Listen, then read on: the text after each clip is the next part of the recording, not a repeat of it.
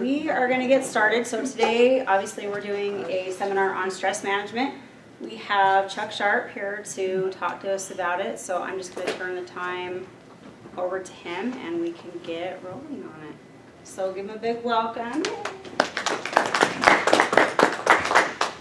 It's nice to be here with you. I apologize. I'll start out and apologize. I know some of you changed your schedules and all a couple of weeks ago, and I had some problems, so I apologize for that first off, and we'll get started. Today they asked me to talk about stress management. I understand some of you might be here because you have a little bit of stress. I will start out at least give you something positive to think about. The research says that people who experience stress more than others have several characteristics. One, they're typically a little more bright than the normal population, which means they're a little more intelligent. Two, they're a little more creative than the rest of the world. And three, they're very driven. So if you're here because you're been identified or you feel uncomfortable about having a little bit of stress, I'll just tell you that to start out with, you're probably in a good place, probably better off than somebody who just sits there and doesn't have stress. Ready? Yeah. As you all well know, stress is a fact of life. And how we deal with stress can make the difference between whether it's positive or negative, or whether it's something that's going to impact us in different ways. The research shows that stress is a combination of internal factors and external factors. And depending on whether you're male or female, your stress will affect you in different ways. So just to start out with, I wanted to just present a little something here and have you look at it so you can understand, because whether you're male or female, you will look at stress in a different way, and the presentation will mean something different to you. The research shows that women in our society, and sorry if I misspell something, I went to Box Elder High School, so I have a little bit of an excuse. Women in our society are socialized to be cooperative. That means that from the time that most women are very, very small, you learn how to look at things from a cooperative point of view. Everything is a relationship to you. You're somebody's mother, you're somebody's wife, you're somebody's coworker, you're somebody's supervisor, you're somebody's something. And so women almost always approach life by a cooperative look at things and how it impacts the other people in their lives. So when women make decisions, almost always they make decisions based on the other people in their lives that these decisions are going to affect. And because of that, the research shows that women approach things from an emotional point of view. So most of the decisions that women make will be impacted by their emotions and their feelings, how they look at certain things, and how it's going to impact those other people in their lives. Men, on the other hand, we usually have been socialized and learned how to approach life from a competitive and aggressive point of view. We typically don't look at things from a cooperative point of view. That's something that we have to learn in our lives. And because of that competitive and aggressive nature, men have a little bit more of a tendency to approach things by how it doesn't impact the other people in their lives, but how it impacts me. So lots of times men will be looked at and we have a tendency to come across as being a little bit more selfish and self-centered about things, and we will wind up making our decisions on how that impacts me. And because of that, the research shows that men will almost always look at their lives not by the emotional things, but by the physical things in their lives. So as we talk about stress, and as this slide points out, stress is a combination of the internal and external factors that we have and how they determine certain things. Women will have a very strong input by their emotions and how they feel about certain things. Men will have more of a component of how the physical things in their life are approaching. So as we go through this discussion, maybe you can look at that and we'll remember that. Next slide. It's thinking? Okay.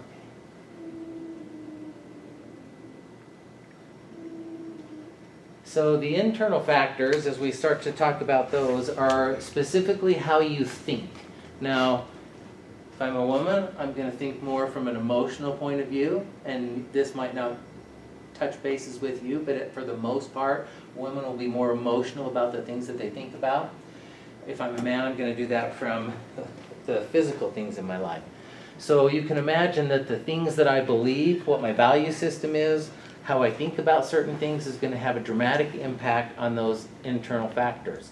So the things that I think about, my religious values, the type of person that I am, the goals that I have in life, whether I'm a cooperative person, a competitive person, however it is, those are going to be the things that I'm going to think about and that they're going to affect those internal factors. Also, too, some of the internal factors have to do with our health and our nutritional status, how good a health that we're in, if we have any illnesses, if there are things that are problems in our life, if we have physical illnesses or our fitness level, those type of things will impact it too. So in short, it's like the internal factors will be your emotional well-being.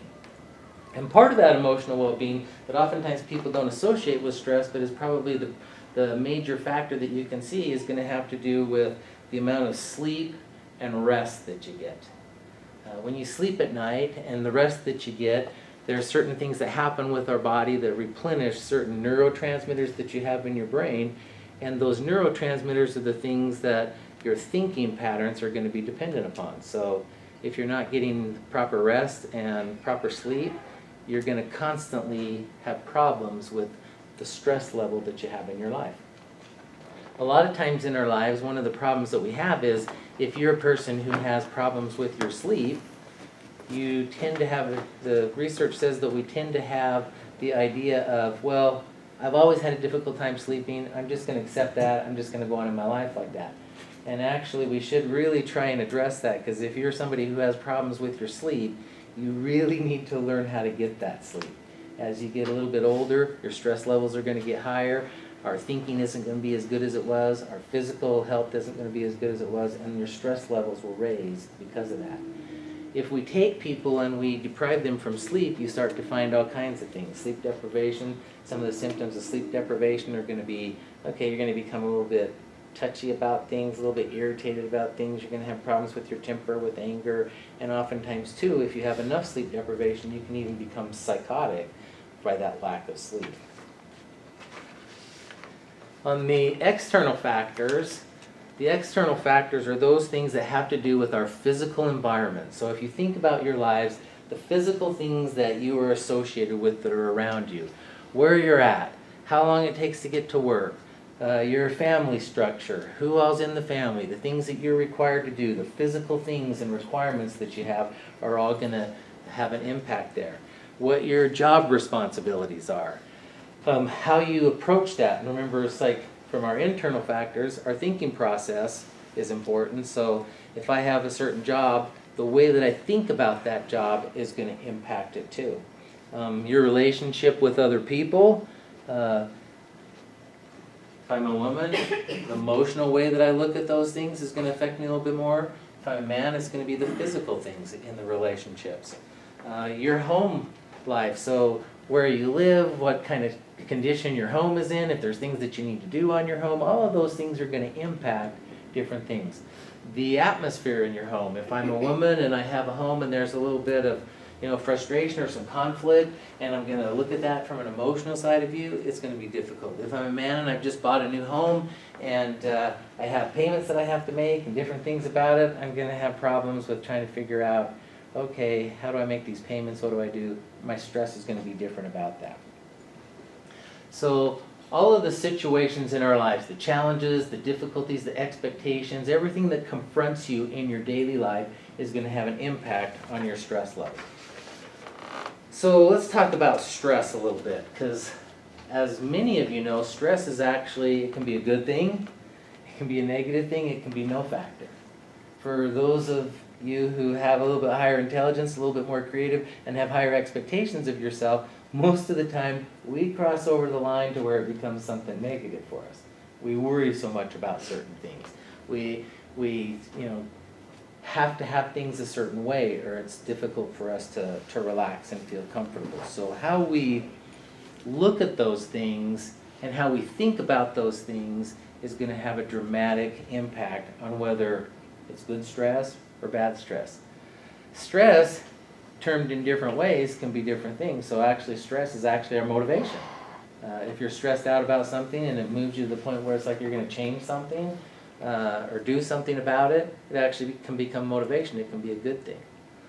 A lot of things that people don't realize is that our stress level and how we think about things doesn't matter whether it's a good or bad thing. Sometimes we can have a lot of stress on very good things. So if you were to look at stress measures and how they measure those things, some of the highest things are very positive things. Getting married, buying a new house, buying a new car. Those are some of the things that will produce the biggest amount of stress. And you can maybe see why. If I'm a man, it's like I'm going to look at this from the physical point of view. Buying this new house, it's like, how's this going to impact my job? How's this going to impact my family life? How much is it going to be? Am I going to be able to make these payments? If I'm a woman, it's like, okay, I'm getting married. Is this somebody who's going to take care of me? Is this somebody that I'm going to need to worry about? Are there like some deficits that this person has? This could like impact my entire life. Is this somebody I can count on? So all of those things, even though they might be good decisions and good things happening in our lives, can be stressful events. Some of the common physical effects of stress, and lots of times it's like we don't realize that some of these things are attached to stress. We see people at the hospital all the time, and it's like they'll come in with a migraine headache. They'll come in really, really often with a migraine headache. And sometimes as you sit down and talk to them, it's like, yeah, I think your migraines are because of the stress that you're experiencing and some of the things that are going on there. Muscle tensions and pains. Where do you think the most stressful place is that you feel in your body? Any ideas? Your neck. Your neck. Your neck is the number one place. And interesting enough, it's like when you think about it, it's like the blood supply to your brain, very, very small vessels that go through your neck into your brain. And it's like just the smallest of tension and all can cause a headache, migraine headaches, different things like that. So muscle tensions and pain. Also, too, another muscle tension and pain that oftentimes when you finally sit down or when you relax or when you try to go to sleep at night, a lot of people will get restless leg syndrome, or they just cannot relax their body enough to do certain things. Of course, there's chest pain, there's fatigue, there's a change in your sex drive, and what a lot of times people will feel the most is an upset stomach, and then of course the sleep problems that we start to have. With stress and with anxiety, sleep is the most critical thing that we usually will point out. Oftentimes when people will come to the hospital, if we need to like hospitalize them for stress or anxiety, it's interesting, but it's like the typical thing that happens is they go to the mental health unit and they'll give them a sedative, and they'll put the person to sleep, and they'll be asleep for a day or two, and they'll wake up and they feel so much better. Well, during sleep, during the rest of sleep and during that reproduction of our neurotransmitters, it's like those are our feel-goods in our body that help us to feel good about certain things. And so without those, we don't start to feel good, we don't deal with things very well. But during our sleep, with sleep problems, sleep is when those things are done. So I usually will encourage people, and first thing I'll ask people is about their sleep habits. And if it's somebody who says, well, I typically don't get very many hours of sleep, it's like, okay, you need to learn how to start getting a little bit more sleep. The research also shows that women need more sleep than men. So an hour and a half to 2 hours sometimes in some of the sleep studies, it shows that women need more sleep than men do. And part of that's the way that you think. In your thinking process, as your thoughts and as the things happen in your brain, if you're somebody who stresses out, and most women are going to approach this from an emotional point of view and be impacted by the other people around them, the research shows that your thoughts, you'll have increased thinking about certain things. I need to take care of this. I need to do that. Here's what I need to do. I feel kind of worried about this. I hope this happens. I need to take care of that. Kids get home at such and such time. I got to have a husband, ready for this. It's like there are more thoughts that you have, and those thoughts in your thinking process will actually use up the neurotransmitters in your brain more than people who don't have those type of thoughts. So sleep is that critical stage for that. Some of the common emotional effects, of course, anxiety is the top one, and a lot of people don't realize it, but anxiety is the #1 mental health problem in the United States. A lot of people think that depression is, but it's not. It's anxiety by far, and anxiety is associated with stress. it's interesting in the United States, we have all these concepts about our jobs. It's like, okay, you gotta check in at a certain time, you can't be late so many times, we have certain things. If you look around the world, oftentimes they don't have the same thing. It's like, you know, if you go down to Mexico, they'll have a siesta, and it's like they'll close their shops at a certain time. I remember not too long ago, we went to France, and there's a certain kind of bread I like, and I went down to the bread store. It was like 10:30 in the morning, and the guy was closed. And it's like, what the freak? How are you going to sell some bread? Well, you know, in his mind, it's like I get up at 3 o'clock in the morning, I bake this bread, everybody comes in. When all of my customers are gone, I'm going to close down the shop and go home. So it's like their thoughts about things are a little bit different. Lots of times in Europe, you look at their work, and they're required to give them so much time off, and people will be off the whole summer. They'll go to the beach, they'll go to the Riviera, they'll just like spend the time on the Riviera. They'll spend almost every cent that they have, and then it's like, okay, well, I got to head back to work, and it's like a couple months later, I go back to work and I start over again. We have a lot different approach to work things. Also, too, in the United States, it's like we have different shifts. And even though the research shows us that changing shifts and working at certain times doesn't help out, and it like lowers productivity, it does certain things, oftentimes our mentality in the United States is we got to keep this production line going, we got to keep it going 24/7, we're going to like change shifts so that we're not, you know, being advantageous to some people, we're going to make them change shifts and all. And it's like all of those things, the research shows, cause people to feel more stress, cause more family problems, cause us more difficulties in things. But in the United States, we have kind of a different concept in how we approach those things. So anxiety, restlessness, oftentimes what happens is we start to feel more stress and anxiety as we have a lack of motivation or a lack of focus on certain things. So lots of times people who are stressed a lot, they'll get up, they'll go into the kitchen, they'll think, I know I came in here for something. What was it I came in here for? Scratch their head, they might not remember what it is, they go back into the other room, and then it's like, oh yeah, I went in there to do this. I needed to take care of this particular thing.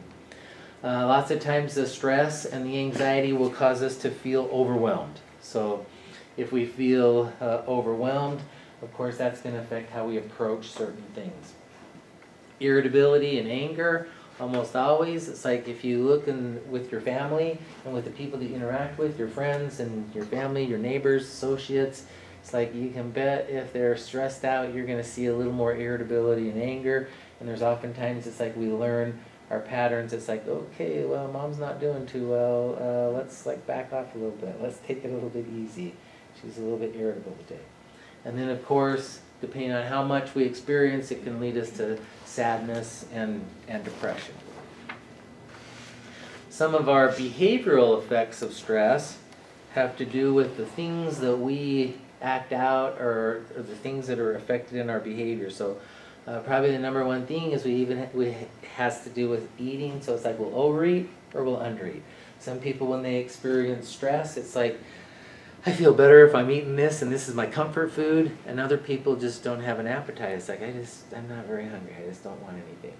It's oftentimes one of the indicators of whether you're stressed.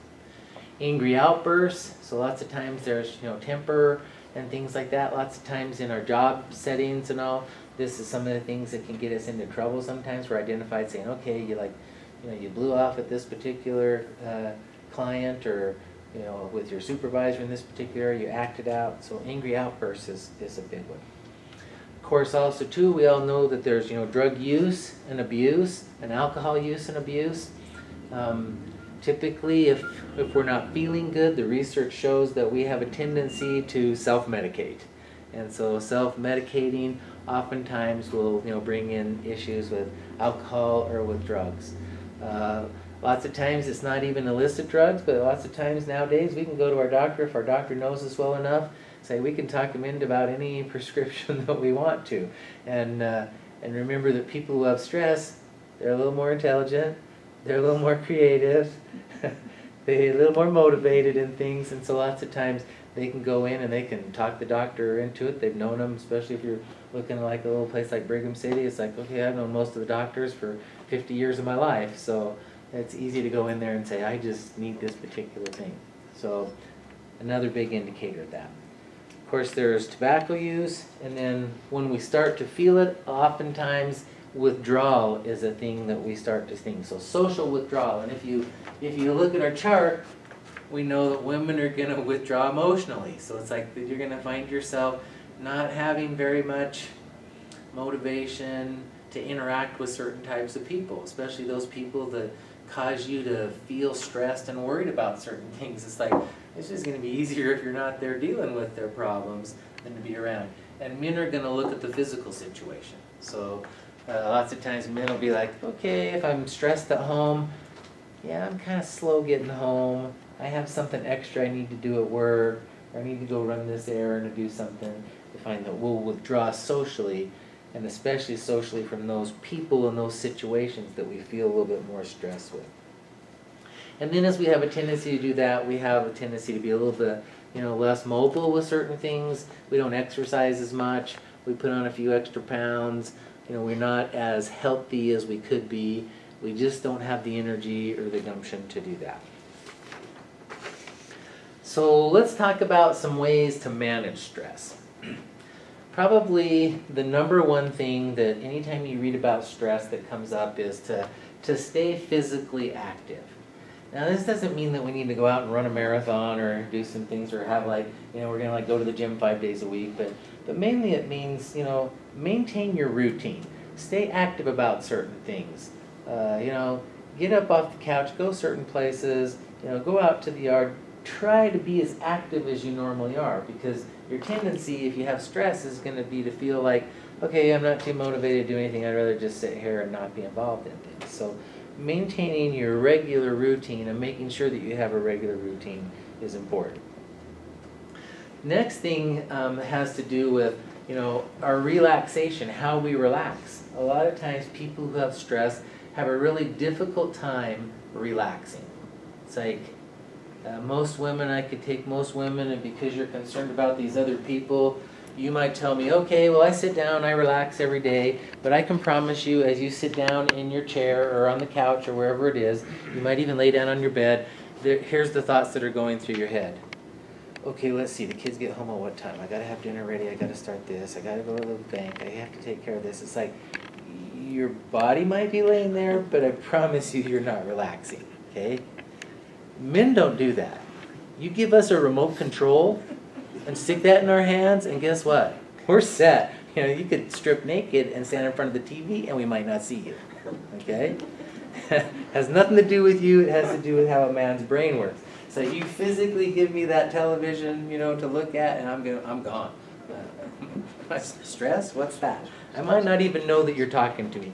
Unless the kids burn the house down, I'm probably not going to hear it. Okay?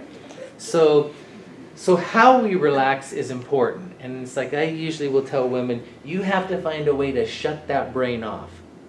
Because that's something that you never do. It's like you're making a list of all the things that you have to do, and you're going to make sure you check it twice. And before you even get up from your chair, I'm sure you've gone down that list several times and added a few more things to it. That's how it always, always, always happens. You're always thinking about these other people. Okay? I'm not saying that men never do. We do once in a while. Not very often. The research says not as many times as what women do. Okay? Another thing that happens is that how we think about things is extremely important.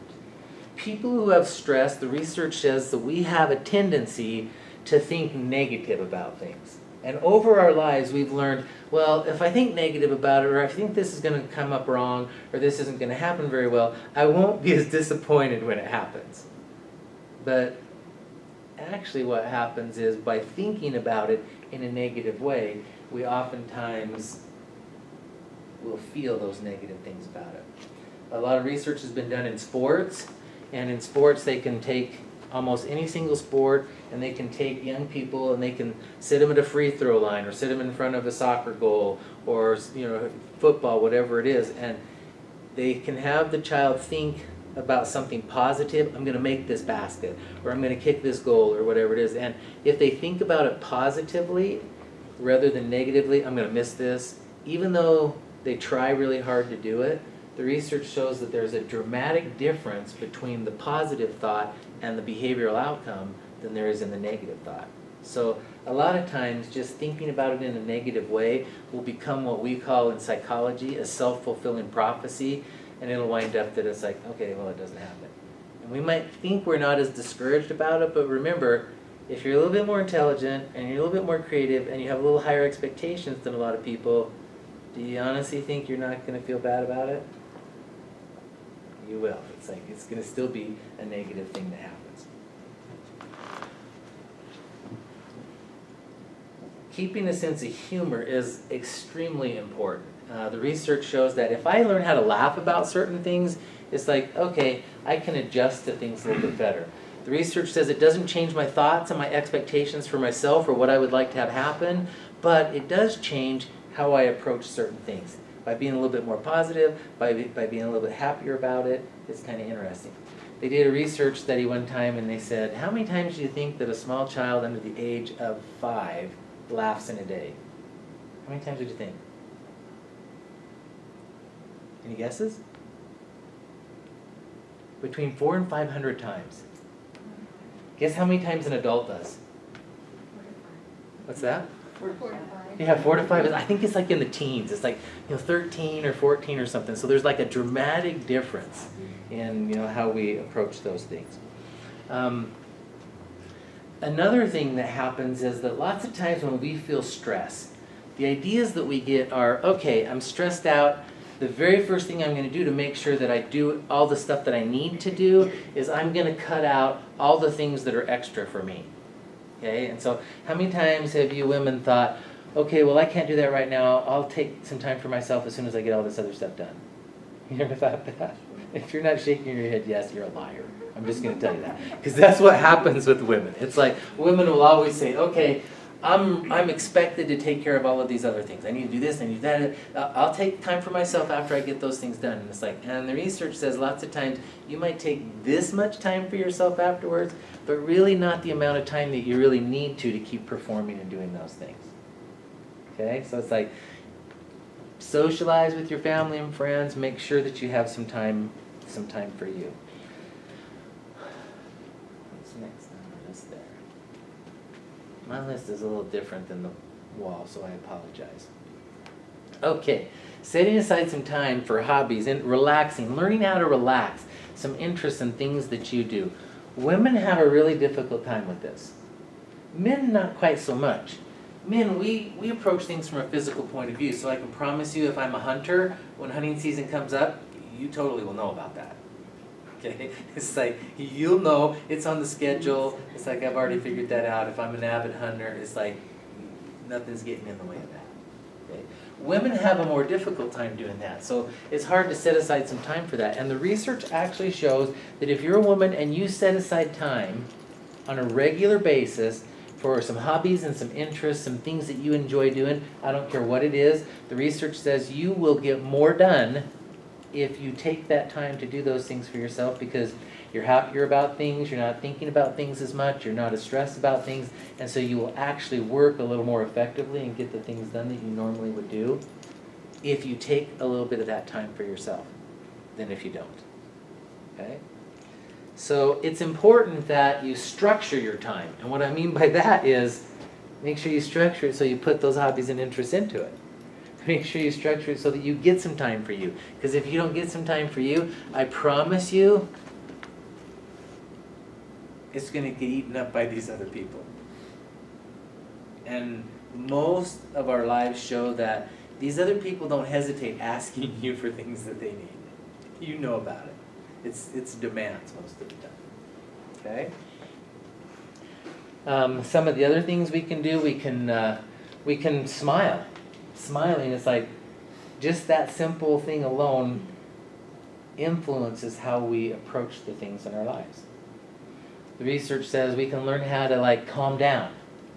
Calming down is like something that I usually tell people about stress, because it's like in your brain, when you're stressed, there are a million things going on of things that you have to get done, have to get done, have to get done, have to get done. And what I mean by calming down is make some adjustments. Learn how to relax. Learn how to gather your strength and energy, and learn how to structure your time of what you're going to do, but also to say, okay, what's really important and what isn't important. You know, sometimes I tell women, well, do the kids still have a few clothes in their closet that are clean? All right, we'll put it off till the weekend doing some of the laundry. It's like, you don't have to like get that done on Thursday. It's like, okay, I understand that this might be your son's favorite pair of socks and he has to have them for tomorrow and it's Friday, but it's like, all right, well then he can learn how to wash them. Learn how to like do some things so it's like I can back up a little bit, I can calm down, and everything doesn't have to be me that's, you know, on the thing. I can't stress enough how much getting good sleep is. And it's amazing to me, if you talk to anybody who has an anxiety disorder or anybody who has stress, I can promise you, 99 times out of 100 they'll look at me and they'll say, well, I never sleep very good. From the time I was a teenager, I haven't slept very good. And I always look at them and go, okay, we have to learn how to do that. That can't be something that you're just going to expect to change and it's going to change. We got to learn how to do that. Another thing with people is, okay, not only eating healthy and eating a balanced diet, but also to the way that we approach the day. So as we approach the day, it's like, okay, if I know because I'm usually dealing with these other people that there are some things, how do I plan ahead a little bit? How do I really ask myself, okay, what's good and what isn't good? I have a little technique that I use in therapy a lot with people who have stress and anxiety, and I call it toothbrush therapy. One day I'm going to write a book about this. But it's like a stupid little technique that I use, and oftentimes people will come back to my office and say, well, that really works. And it's like, the research shows most people will brush their teeth twice a day and spend 3 minutes brushing their teeth. So that's 6 minutes a day. That's 6 minutes that you're captivated. It also, the research shows that when we look in the mirror, it's very, very hard to lie to yourself. You cannot look in the mirror and think, oh, I'm a wonderful guy, if you're really a jerk. There's something in the back of your mind that goes off that goes, yeah, you might think you're a wonderful guy, and you might tease other people that you're a wonderful guy, but in reality, you need a little work, bud. So I tell people, in the morning, when you brush your teeth, look in the mirror. You're going to be honest with yourself, and you're going to say, okay, here's what I'm going to do today. I got to take care of this. I got to take care of that. I got this with the kids. I got work. I got to take care of this. I got to do that. I'm going to do the best job I can with those things, like I normally do almost every single day. I'm going to finish brushing my teeth. I'm going to spit that toothpaste out. I'm going to go to work, and I'm going to do that. But now I'm going to do something at night when I brush my teeth that the research says I have a really, really difficult time doing. And that's, I'm going to brush my teeth, and I'm going to look in the mirror, and I'm going to say, holy crap, Chuck, you did this, you took care of that, you did this job pretty good, you took care of this, the kids are still alive, my husband's still breathing, here's what's going on, and it's like, all right, did a pretty good job. All right, I'm not going to take that time looking at all the things I need to do more and better of. I'm going to like give myself a little credit for the things that I did. And what the outcome usually is I look at life in a little bit different way. I learn how to like pat myself on the back. I deal with my stress a little bit better because I have reinforced myself for the things that I do and the things that I have done very, very well.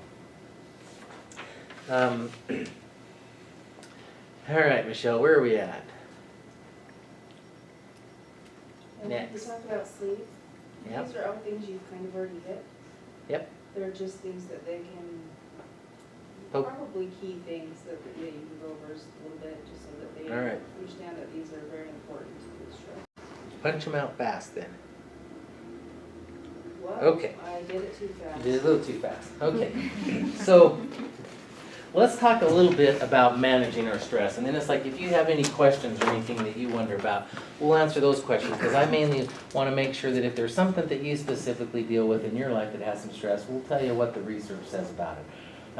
One of the things in therapy that I always like to do is I always like to stay up on okay, here's what the research says about this, or here's what these studies say, or here's what psychology says, because oftentimes those are the effective things that help us out. But it's important for us to understand that stress is just a fact of life. We are all going to have stress. How we deal with it is going to be a little bit different. I don't know how many of you know people who aren't very bright or who are like kind of dumb about things, but it's like they go about their day, they have zero stress. They're not worried about this, they're not worried about that. It's like sometimes if you like ask them what's going on in their life, it's like, okay, they haven't made their car payment and they're 2 months behind on their house payment, and they're like sitting there watching TV, like thinking when they're gonna have a vacation. And that drives me nuts, you know? Because it's like the people who have stress, the research says, are those people who are a little bit brighter, a little bit more intelligent, very driven in life, and so I gotta have these things come out a certain way. So stop and think a little bit about it and realize, okay, if I look at this in a little bit different way, women especially, it's going to be those emotional things. It's going to be those emotional things. It's like how I think about this. The research says that most women, what they want, if you were to ask them what their goal in life is, they want to feel loved and cared about. They want to fit in. They want to belong. They want to feel important in these other people's lives. And when that happens, they feel pretty good. Most of the time when women have trouble with stress and with their self-esteem, what happens is these other people aren't cooperating back very well with them, so they feel like their value is less, and they have a difficult time looking at themselves because it's like, what's wrong with me that people won't cooperate with me? Okay? Men, on the other hand, our stress is a little bit different. It's going to be most of the time something physical. It's going to be how I look at my job, what I'm doing, the stressful things that are going on, and how do I deal with those things physically. So with stress, it's like we're going to approach it in a little bit different way, depending on where we're at with that. What, Michelle? One thing that we didn't put in this, but I think it's important to touch base on is, what does stress do to us physically? And what kind of health problems it causes. It increases chances, because it increases chances of obesity. It increases all kinds of chances. And I think that, that might be something you want to talk about. If you stop for just a second and you think about any physical ailment that you have, I don't care what it is.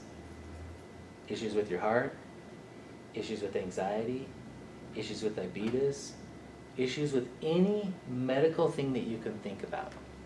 The research shows that stress and anxiety will exacerbate or make that worse, which is kind of interesting. Just how our body is going to react and respond to those things will make any medical condition that we have worse than what it would be if we didn't have that stress. Another thing that's interesting is we spend most of our time like worrying about all the things that can go wrong. Okay?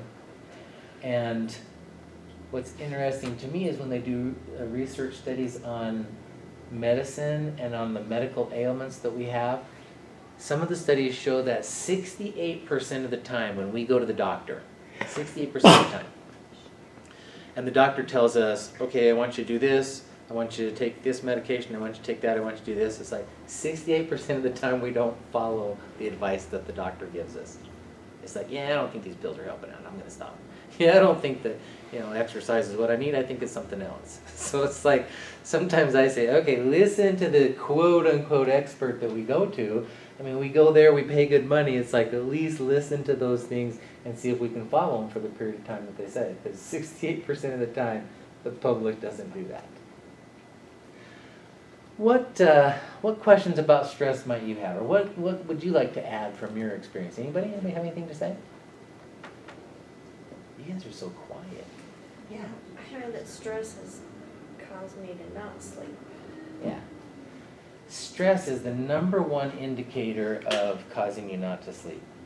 So you will lay down in bed and your brain goes off. Is that what happens? Yeah. And lots of times it's like people who experience stress, the second that they lay down, it's like, okay, I got to remember this. I got this to do tomorrow. I got that to do tomorrow. What about this? I need to take care of that. Did I do this okay? What about that? And it's like you have to find a way to shut that off. You have to find a way. So how do you do that? Okay. One thing is the research says if I stay a little bit more active during the day, I can do that. If I take care of my my nutrition a little bit better, I can do that. There are some things that are natural things. It's like I'm not a really big one for sleep medications. I think that oftentimes sleep medications, if they're used, they should be like a temporary thing, and we should train ourselves how to sleep a little bit better. There's melatonin, there's a few things like that that help out with sleep that are natural, that your body can process. But it's a matter of training myself, conditioning myself to lay down and shut that off. How do you train yourself to sleep? The main thing that you do is you say, I'm going to go to bed at this time, and I don't care if I lay there all night long, I'm going to stay in bed. And you start to condition it. In psychology, there's conditioned responses, and what psychology says is in a given situation, when I react in a certain way and because of how I react something positive happens, then the next time that situation comes up, I'm gonna react in a like or similar fashion, okay? And then there's negative reinforcement, that is, when a situation comes up and it's a negative situation, and how I react takes away the negative thing, then the next time that situation comes up again, I'm gonna react in a like or similar fashion. So consider stress for just a second. If I lay down, and I'm really stressed, and my mind's going over and over and over again about all the things I need to do, and all the things I haven't done, and I should have cleaned the kitchen, and I should have done this, and I should have done these particular things. It's like, without knowing it, I may respond and get up and go clean the kitchen because I think it makes me feel better. And temporarily it might, because I won't be stressed about the kitchen being clean, or whatever it is I got up to do, or whatever it is I needed to do that made me so that I didn't sleep. But by doing that, I'm starting to conditionally respond my mind to think that, okay, well, the best thing to do when I get in that situation is to get up and go take care of that particular thing. So I'll get up, I'll go make that list, I'll go do this, I'll take care of that, it's like whatever it is. It isn't until I understand and force myself to think in a different way that I can reverse that or turn it around. So the thing I need to do is when I'm laying there in bed say, okay, this is critical and I need to shut my mind off.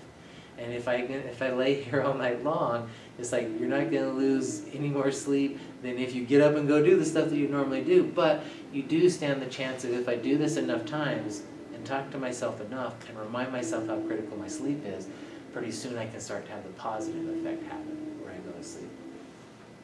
Can I comment?